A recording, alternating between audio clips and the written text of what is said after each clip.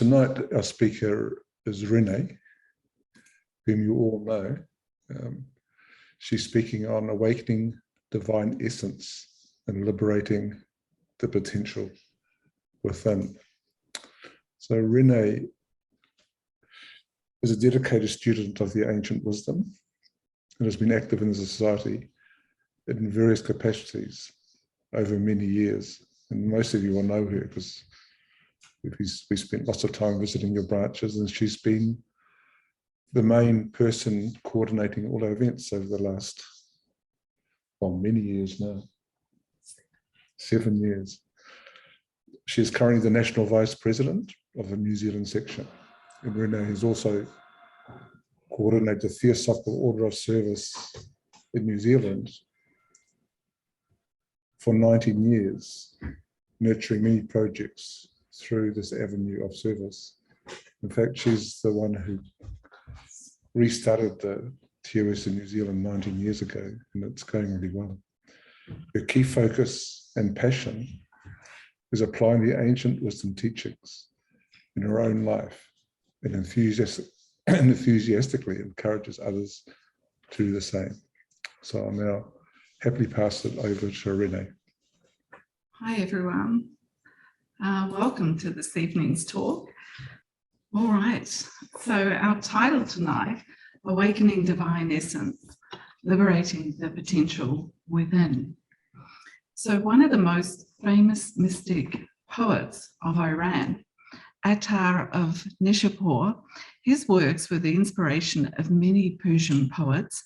And Attar, he was one of the two, along with Sinai, who were two of the greatest influences on Rumi and Rumi's Sufi views.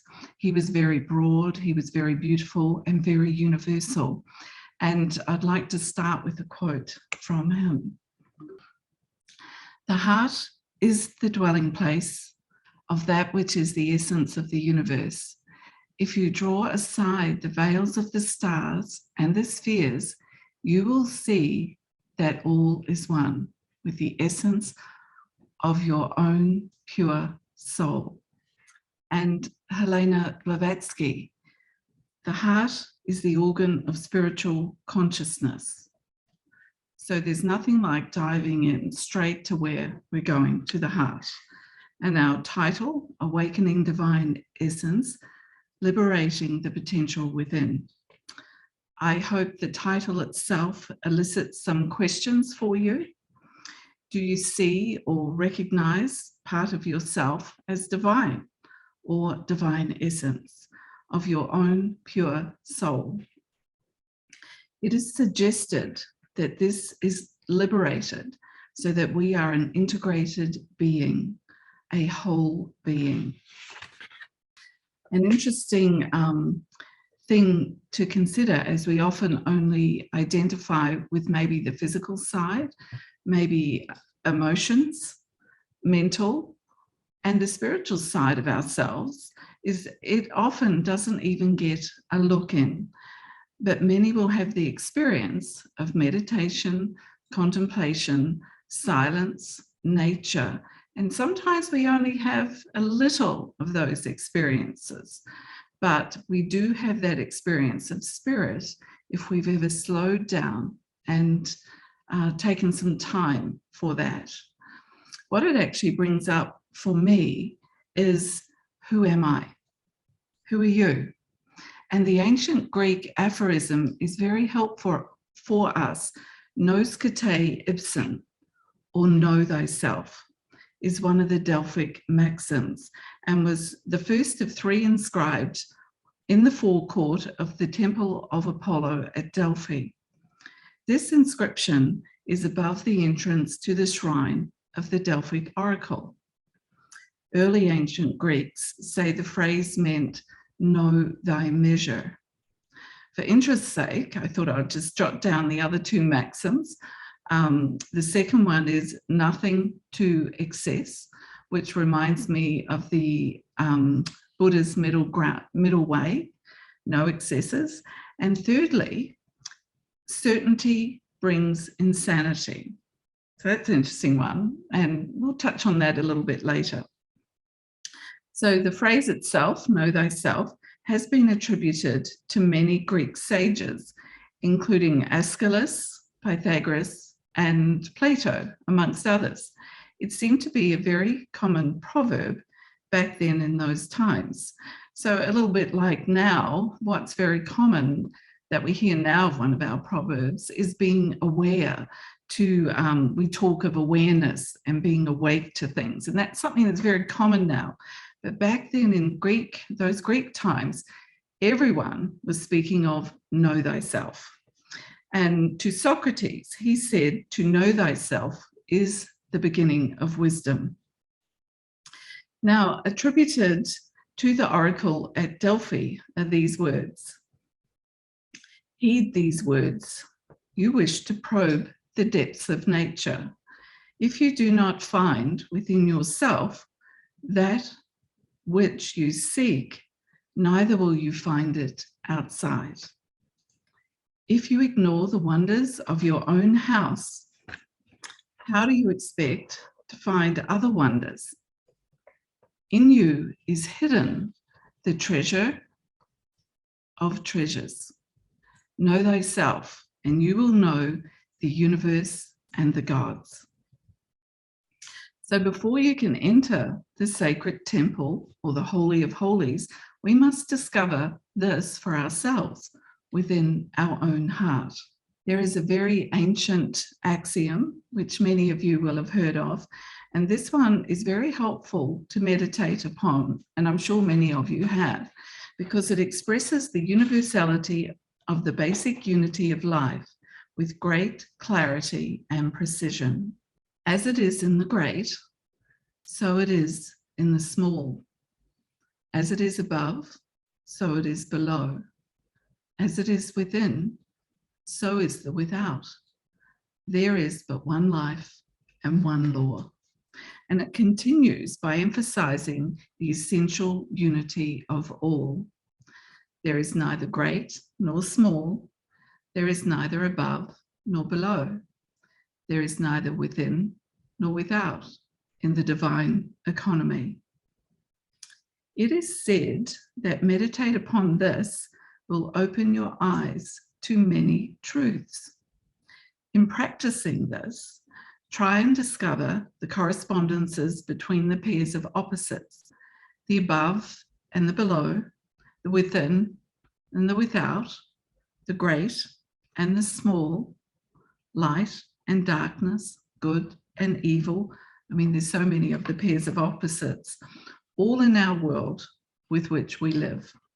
Easy to see, I think, most of these in these times that we're living at the moment.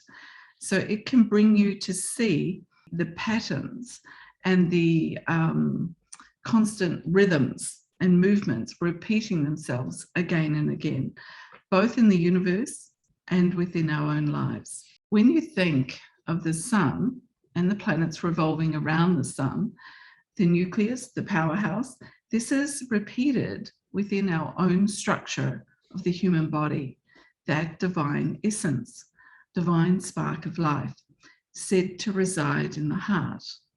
Both have myriads of smaller systems within each.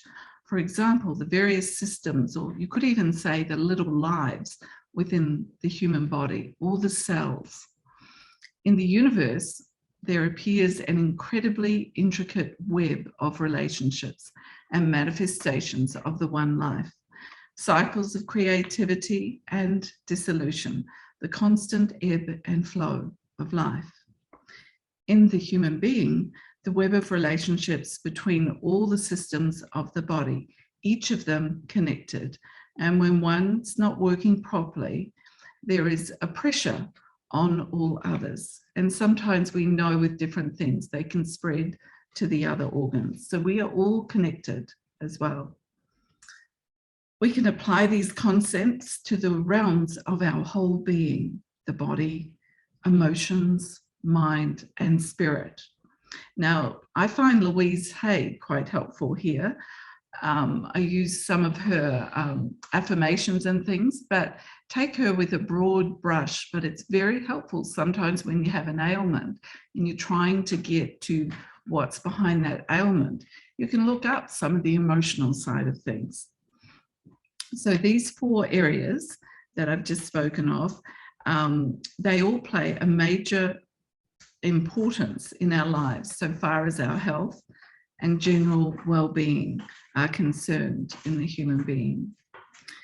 Now, can you imagine for a minute every form or aspect of ourself, dense or subtle, all parts of our being, coming into existence by the pressures of inner growth? Imagine keeping equilibrium between those 4 aspects with the pairs of opposites, and then relate that to our own life patterns. Remembering it is only at the lower or more material dense levels of manifestation that these pressures are expressed in the many conflicts which cause disease, tragedy, and even evil that we see in the world. It is an imbalance of one type or another which causes this at the many levels of not just our being, but the one being of life. As individuals learning about life, you could say equilibrium and balance, non-reaction, non-judgment, working with nature and the great cosmic laws that ultimately they are working towards harmony in all areas of the human being. And that includes our divine aspect. We often pay great attention to the physical, to the emotions, the mental, but our spiritual aspects barely gets a look in often, maybe squeezed in when we have time, or we may be someone that lives constantly in our left brain. So we are rationalizing things all the time. We live in that area. It's like a mental filter. Or it could be that we are super emotional, and so we react constantly through the filter of emotions. All of these, all of this overcompensating in one area, eventually something pulls us up, pulls us back, and we have to find balance. It could be through illness or conflict within our lives. Now, the second part of our title, Liberating the Potential Within, suggests we are setting something free. That something, a potential or an unrealized aspect or ability within ourselves, is to be set free. Now, in HPB's mystical book, The Voice of the Silence, she leaves us some clues. She says, before the soul can see, the harmony within must be attained, and fleshly eyes be rendered blind to all illusion. Now, Helena Blavatsky, she speaks in The Secret Doctrine when she speaks about Maya or illusion as an element that enters all finite things. So when we perceive things from a lower aspect and not from the big picture or the whole, there's only a relative and not an absolute reality to it. She says the same of truth. She says we can't find that ultimate truth here. She says we can only find relative truth, and we have to make the best we can of that. So our understanding is tied to the power of our cognition and the depth of it. So understanding through our thought, our experience, and the senses. How deep is that understanding? The Society's third object, to investigate unexplained laws of nature and the powers latent in the human being. Many think it is tied to the psychic powers, but it is quite clear in the teachings of Theosophy that is not the psychic powers at all, but the powers of understanding within the human being, the powers of perception, the powers of seeing. Helena Blavatsky, she left us quite an interesting definition of spirituality. She said, it is the power of perceiving formless, spiritual essence. So attaining an awareness of this, attaining an awareness of seeing clearly this essence or this aspect of how we see. So how do we do this? In the Secret Doctrine, which I'm sure everyone's familiar with, on page 17 from memory, third fundamental proposition, she says, the fundamental identity of all souls with the universal oversoul, the latter being itself an aspect of the unknown root and the obligatory pilgrimage for every soul, a spark of the former, through the cycle of necessity in accordance with cyclic and karmic law during the whole term. The third proposition is very beautiful for us to contemplate upon and very applicable to us. There is a line particularly that I find quite magical within this fundamental proposition. It is the pivotal doctrine of the esoteric philosophy admits no privileges or special gifts in the human being, save those won by their own soul through personal effort and merit throughout a long series of metempsychoses and reincarnations. So she's pretty clear there. Personal effort and merit throughout a long series of metempsychosis, which is awakenings, and reincarnations. And reincarnation, that's our mode of travel from life to life. So it's up to us individually, our personal effort and merit. No one else can do this for us. There's no special gifts. It's our personal effort and merit. So that brings me to practice. So Theosophy offers both an accurate and a detailed map of all that we are as an individual, the various aspects of our whole being. I'm not going to go into all of that tonight because a lot of us have either read some of that or we understand that, but it's up to us to explore that territory that this map represents.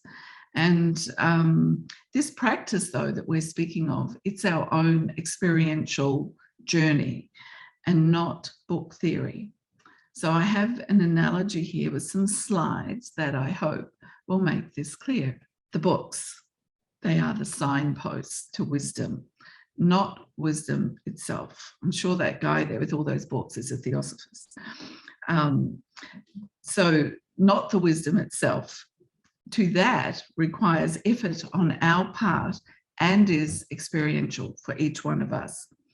And if we just stay with the books, awakening this way, it could take a very long time. Now to the analogy. Are we going to keep reading the menu? That's the menu there. Well, as an example of a menu for everyone. Or are we going to partake of a meal of theosophy? So I hope that analogy is helpful. As we rise in the scale of development, we perceive that during the stages through which we have passed, we mistook those shadows for reality. So we know sometimes when we have an aha moment, let's say we had one 20 years ago with something, we may have moved from that, our position of that. And it's the upward progress of the soul in a series of progressive awakenings. Each advance bringing with it the idea that now, at last, we have reached reality. Now that reminds me of that third maxim in the Greek temple: certainty brings insanity. So sometimes we get stuck on these things and we don't want to move. So there is no ultimate certainty when we land in position. It is constantly upward and onward. And that's what I absolutely admire about theosophy. There's no end to that upward and onward journey. The ancient wisdom or theosophical teachings have at their core principles and concepts of which are the foundation of the ancient wisdom itself. And aren't we wanting to find a state of consciousness that embodies these concepts and not just mentally knowing them in our brains? But if we are to grow in awareness and cultivate the divine wisdom within, we need to practice. This, of course, is not something new. Master Kutumi, one of the inner founders of the TS, explained, Theosophy is no new candidate for the world's attention, but only the restatement of principles which have been recognized from the very infancy of humankind. So it's creating the time to practice these principles into our lives, to be still, to contemplate, and to allow space. Now, Sri Aurobindo made that clear when he spoke of all kinds of discoveries are made when the thinking machinery stops. If the power to think is a remarkable gift, the power not to think is even more so. Let the seeker try for just 5 minutes and they will see what stuff they are made of. Very beautiful quote, that one. I'll just comment here before I move on that even if you're very, very busy in life, just taking that 5 minutes every day, let's say, and I wouldn't overdo it. If you too often say, I'm going to do an hour every day and it's too much for you, you'll probably drop that hour. But if you do those 5 minutes and it's achievable and you stick to that, you will find after a period of time, a couple of months, that you will want to do more and you will find your practice will grow from there. So start small and move from there and make it achievable. Now, from the Christian tradition, a lot of people will know this, be still and know that I am God. Very beautiful one from the Bible. And I have seen quite a lot of Jeffrey Hodgson books where he has written to someone and he has inscribed the book. And so many times I have seen there in his inscription, if I be lifted up, will lift all beings unto me. I think he uses the word, will lift all men, but we'd say beings now. So I will lift all beings unto me. Another very beautiful one, and just tells you for you to do the work, and then that lifts everybody. We are each unique, and we each have a part to play. Unfolding the potential within, like a rose unfolding its petals to the sun. The potential within each human being, that unlimited growth.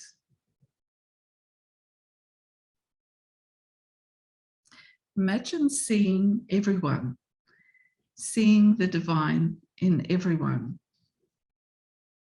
Yet ourselves, we need a mirror for ourselves so that what we project, we can see our own being, the measure of ourselves, the measure of thyself, doing what we came to do. Be who you are, authentic you. We each are unique. We seek connection and belonging. Usually everywhere else, I have to say. I know this one very well. We tend to seek it anywhere outside of ourselves. But eventually, when it gets tough enough, when there's nowhere else for us to turn, we go within our own hearts. We are all being. As we open our hearts, the recognition of the one life blossoms, and this be our heart's desire. Change is in the hearts of people. That quote, that little last one, in the hearts of people, is from Tim Boyd. Now, I also want to quote Thich Nhat Hanh. He passed not too long ago. He said, Freedom is not given to us by anyone. We have to cultivate it ourselves. It is a daily practice. So once again, he's pointing us towards that daily practice. He tried to leave us, well, he left us with lots of clues actually, Thich Nhat Hanh. Breath is the bridge which connects life to consciousness, which unites your body to your thoughts.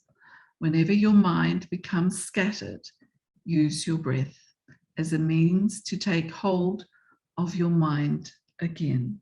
So one of the tools that we can use, we have right here, and we can use it anytime. Now, before, we only have a little bit more to do. I thought we'd do a small meditation ourselves tonight.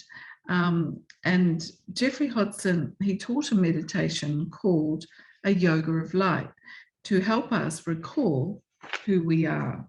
I'm using a modified version of that meditation from Shirley Nicholson's book, The 7 Human Powers, Luminous Shadows of the Self.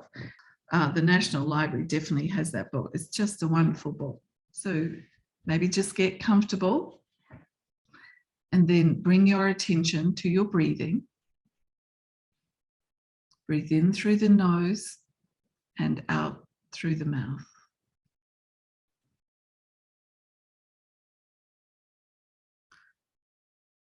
I will finish this meditation with a prayer.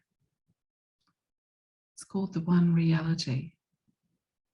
I come to thee in the quiet of this evening hour, seeking union with thee and therefore with all others, seeking to realize that thou art seated equally in all beings, and to see thee gaze at me from all eyes, to hear thee speak in all voices, seeking to manifest thy peace, thy wisdom, thy power, and view the world with love-filled eyes, to be gentle, understanding, wise, seeking to see thy children as thou seest them, and to manifest thee so I may call thee forth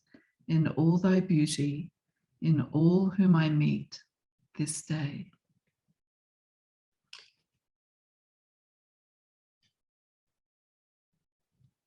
So if you just quietly come back to the Zoom. So it's time for us to get on our bike and practice.